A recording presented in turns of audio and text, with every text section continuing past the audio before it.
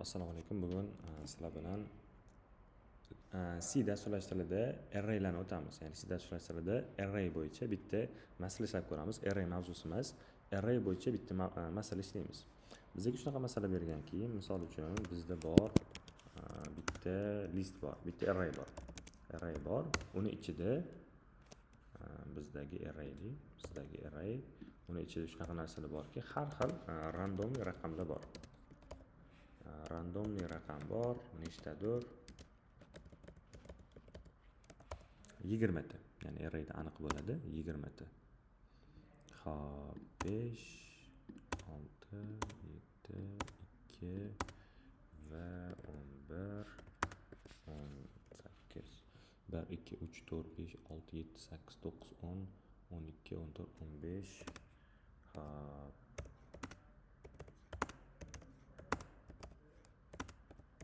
20 ta. Aytaylik, bizda array bor, 20 ta array bor. Nima qilish kerak? Buni ichidagi juftlarini bitta anaqaga, list boshqa arrayga, ikkinchisini boshqa arrayga olish kerak. Xo'p, juftlar degan array bor. Bundagi arrayga juftlarini, toqlar degan arrayga toqlarini ko'chirib o'tkazish kerak ekan. Kelib shuni ko'ramiz, ya'ni arrayning ichidagi sonlarni ikkita boshqa arrayga sortlab ajratish kerak. Xo'p, ketdik. Birinchi bo'lib kutubxona chaqirib olaman. Include stdio.h. Xo'p, int main basic funksiya va bizda boshida birinchi bo'lib nima bor ekan? Asosiy arrayimiz bor ekan. Asosiy deb qo'yib, asosiy 20 talik. Asosiy 20 talik arrayimiz bor va buni elementlari aniq. Mana bular. Xo'p, 20 talik element. 2, 3.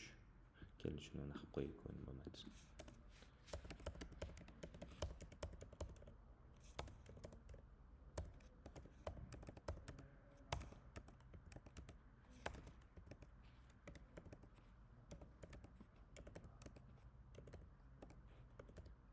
Buni qilsak, sortlash osonroq bo'ladi. Mana 20 talik arrayimiz bor. Endi ikkinchi array, juftlar degan arrayimiz bor.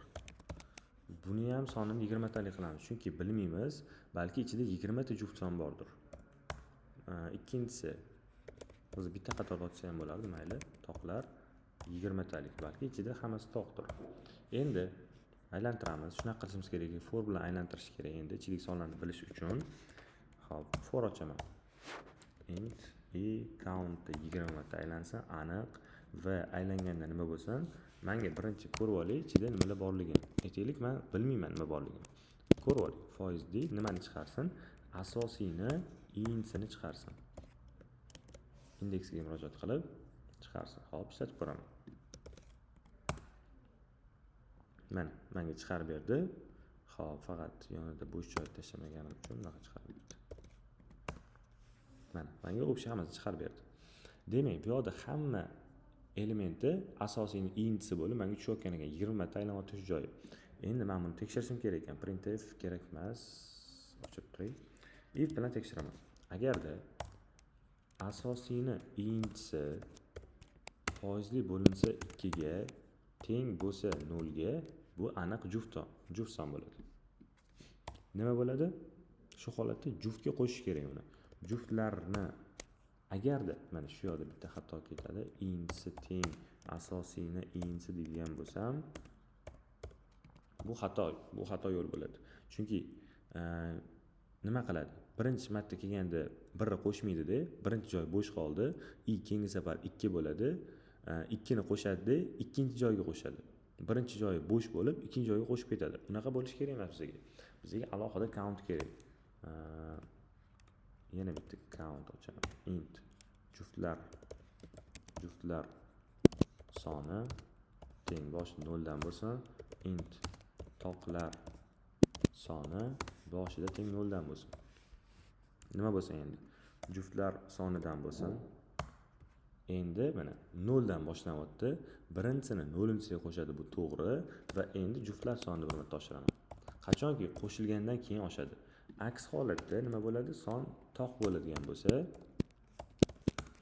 son toq bo'ladigan bo'lsa,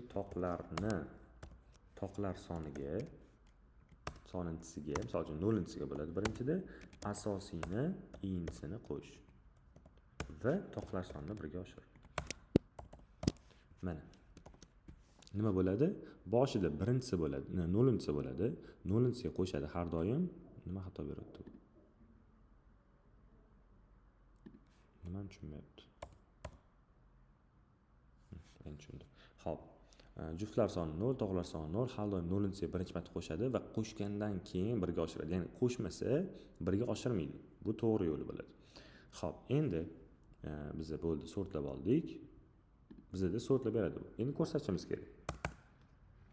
Xuddi shu ko'rsatsak ham bo'ladi. Ikkita for ocha qoling. Ikkita for ochaman. Int nechidan? Mana endi aytaylik, men juftlarni chiqazmoqchiman-da, 20 marta aylantirmayman. Chunki ichida 20 marta bo'lmasligi mumkin. Necha marta aylantiraman? Aniq soni, juftlar soni saqlanadi.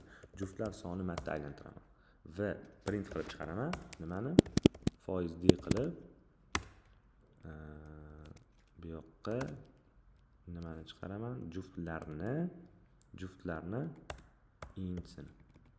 Mana bu juftlar chiqarib beradi. Endi buni juftlarligini bilish uchun bu yoqqa printf juftlar deyman. Bundoq qilib turib \n qilib qo'yaman. Pastidan chiqsin. Xo'p, buni mana bu yerga qo'yish kerak va bundoq qilib turib xuddi shuni toq uchun chiqarib qo'yaman. Bu toqlar. Va bu yerda toqlar bo'lganda mana bu narsa toqlarga o'zgaradi. Mana bu yerda ham toqlarni chiqarsin. Mana. Endi ishlatib ko'raman, keyin tushuntirib beraman nima bo'layotganini bu yerda. Xo'p, men bitta ishlatib ko'raman.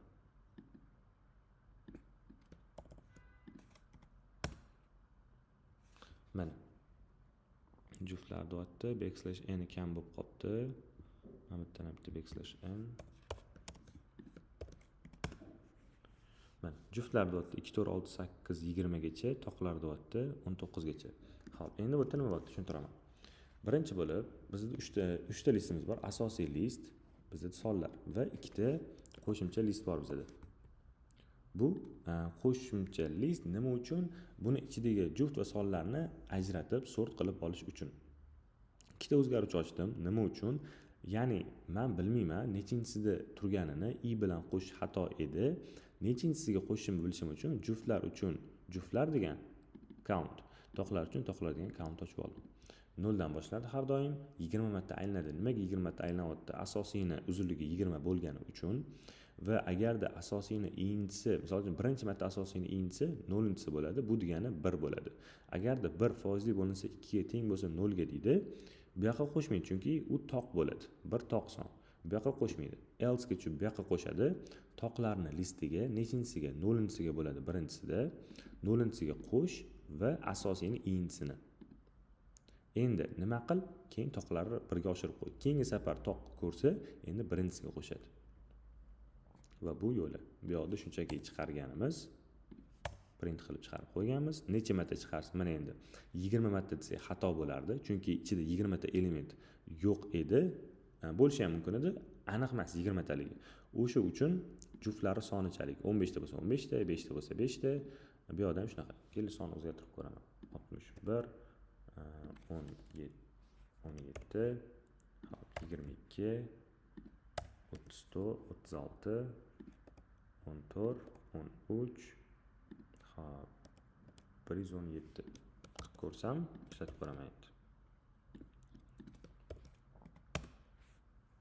Mana juftlar, juft sonlar faqat, toqlar, toq sonlar. Mana juftlar kamroq, toqlar ko'proq bo'ldi. Xo'p, masalan sharti shu edi va masala ishlandi. Bu masalani umumiy kodi.